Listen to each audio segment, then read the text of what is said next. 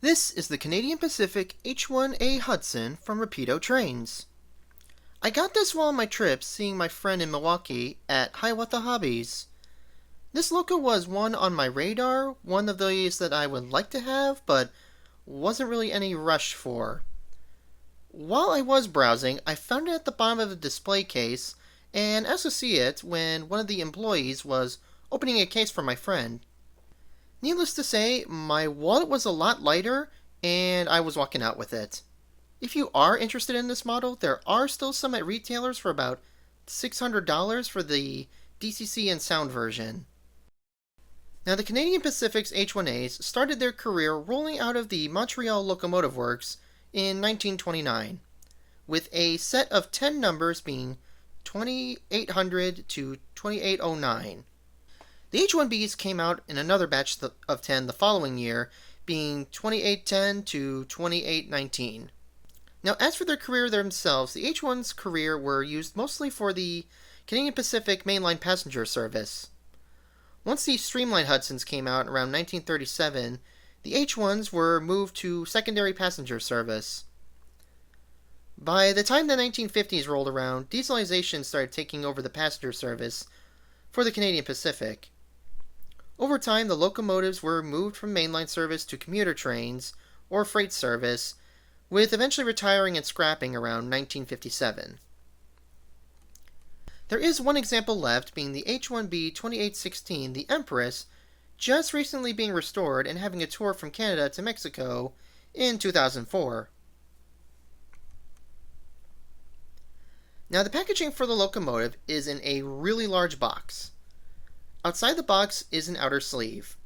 On the front, we have an image of the real-life Loco. On the top, we have the Canadian Pacific Beaver logo and the Loco classification. On the back, we have another image of the real Loco, followed by a history section and model features, both in English and in French. At the bottom, we have the Mo Power and Lux Sound logo, and there's also a Rapido logo and other miscellaneous info.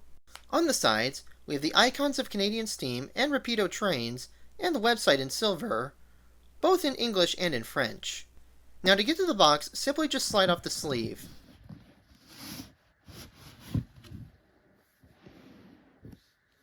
The lid of the box is black with an illustration of the Loco. On the bottom, we have a colored illustration of the Loco and product info. On the top, we just have another Rapido logo with other miscellaneous info. And the sides are the same as the sleeves. Now, to open it, just simply slide the top up.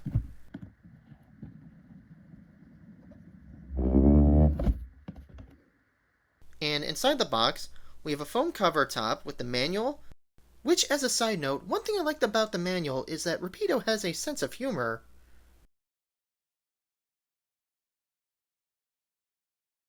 Pamphlet for the Empress, Dome Car, and Sleeper Cars. Diagram, and some stickers. Removing the foam top reveals the Loco and tender in separate plastic containers.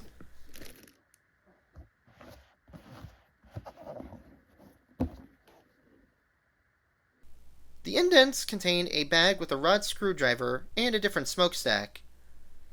The other has a bag with extra traction tires and a wheel set without tires. To get the Loco and tender, just slide them out of the foam.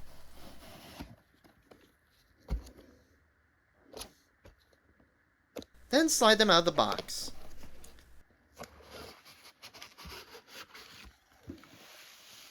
Pop the tab and open the top to grab the Loco.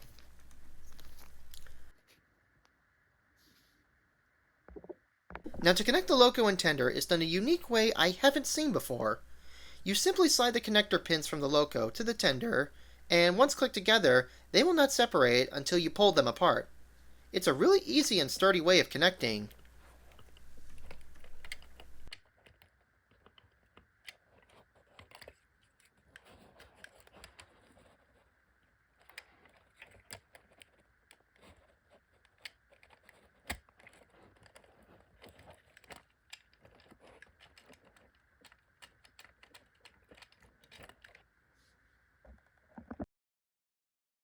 Now for the locomotive itself, it is constructed with a die-cast boiler and handrails. The rest of the loco and tender are made of plastic. Now for the paint scheme of the locomotive, starting at the boiler, it is painted gray with a black smoke box. The smoke box also has a molded-in builder's plate with a silver print. On the door itself, we have the loco number printed on top in white and on the headlight in gold. The walkway is painted with a maroon and gold outline, and there's also the loco number printed in gold. Underneath the wheels are painted black, including the axle and white wall tires. The side rods are also partially painted like the prototype. The piston is also painted gray with black ends, and the firebox is also painted gray on the sides and on the front. As for the cab, it is black with the red windows, and below the windows we have the Beaver logo inside a maroon and gold border rectangle. Now as for the tender, it is entirely black except for a large maroon rectangle with gold border on each side. There is also the Canadian Pacific printed in gold, and on the back of the tender, we just have the loco number and tender capacity printed in gold. Now as for details, starting at the bottom, the wheels are spoked wheels with separately applied brakes in between. Also to note, but all these wheels are actually gear driven. Now the side rods are also correct to the prototype, and the piston has molded in rivets. The leading truck is made of plastic with solid wheels, and the trailing truck is made of die-cast with separately applied brakes and spoked wheels. Above the wheels we have separately applied pumps, tanks, and pipes. And as for the walkway, it's separately applied and made with plastic with an etched top. On both sides we have a separate pipe running across from the cab to the front. The front of the loco has the headlight and number board, with the door itself having molded in rivets and hinges. Also above we have the classification lights. Below we have the pilot with a McDonald Cartier knuckle coupler and separately applied brake hoses. There is also a separately applied coupler bar. Now in between the pilot and the smoke box we have two railings with an etched step. As for the boiler, as mentioned earlier, it is made of die-cast with molded in banding and rivets. Running across the left side, we have separately applied wire handrail that runs from the cab and wraps around the smoke box. The right side acts as a handrail and a throttle valve. As for the parts above the boiler, they are all made of plastic. Above the smoke box, we have separately applied feedwater heater with a pipe that runs over the boiler. We also have a smokestack. Next we have the sand dome with two handrails and pipes running down the sides to the wheels. Behind is a steam dome with handrails. Following behind that is the safety valves. And in the back we have a brass bell and the whistle and dynamo. As for the cab itself, it is made of plastic with molded in rivets, roof covers, and doors. The windows are separately applied and can move, but be advised they have a very tiny piece that will break off. Also on the cab, we have separately applied handrails. Underneath, we have a molded ladder with rivets, and also underneath is another pipe and pump. Inside, we have a molded backhead with some painted gauges and valves, and the inside is also painted green. In between the loco and tender, we do have a working diaphragm, though I didn't know this till I started writing, but the right side of the diaphragm is missing a piece, but it doesn't affect performance. As for the tender itself, it is made of plastic. In the front, we have a separately applied wire ladder curved across the right end. The front also has molded rivets, and as for the sides, there are more molded rivets. The back of the tender has a separately applied ladder and handrails, and below we actually have separately applied wire steps and brake work with brake hoses. There is also another McDonald knuckle coupler. As for the top of the tender, we have a molded coal load that sloops down toward the front. At the top, we also have a separately applied handrail.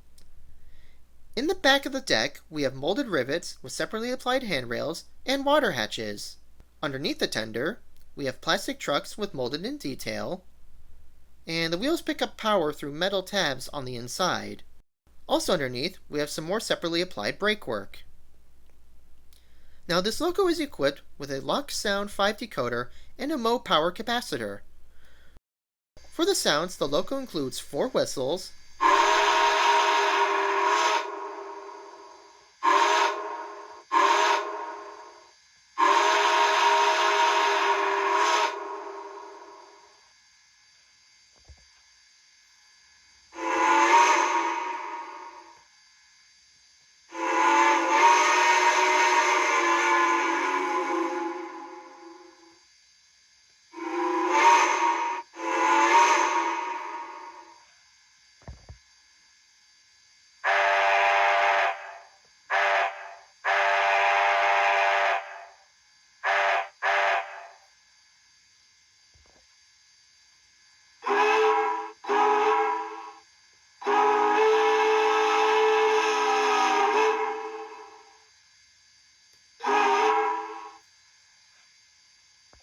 and 2 bells.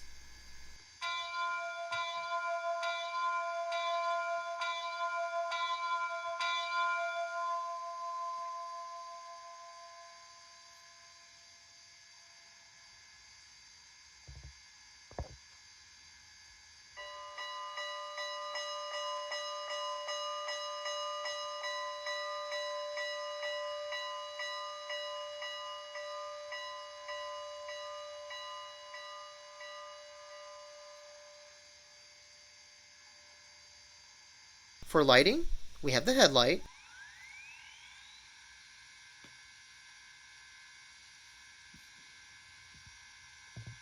number boards,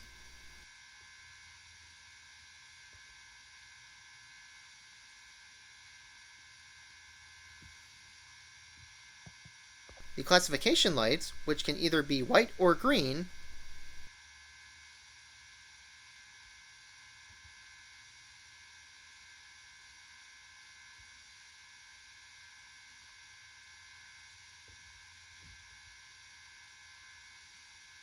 a cab light,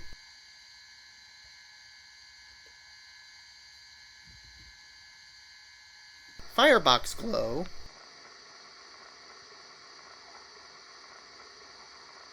and a ground light under the cab. The tender also has a rear light.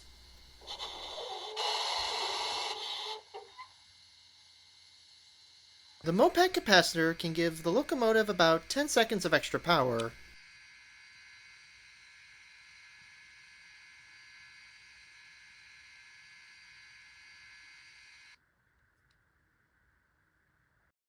Now for this running session, I will be using my Norfolk and Western passenger set from MTH, since I do not have any Canadian Pacific passenger cars. The paint schemes are similar enough, so it works out.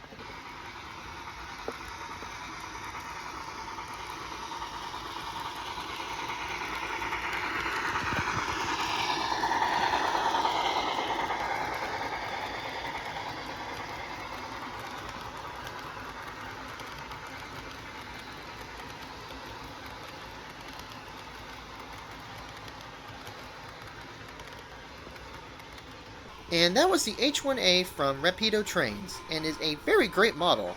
I'm really happy I decided to go ahead and buy this model, and I look forward to seeing what other Steam projects they decide to do in the future. Thanks for watching, and see you in the next one.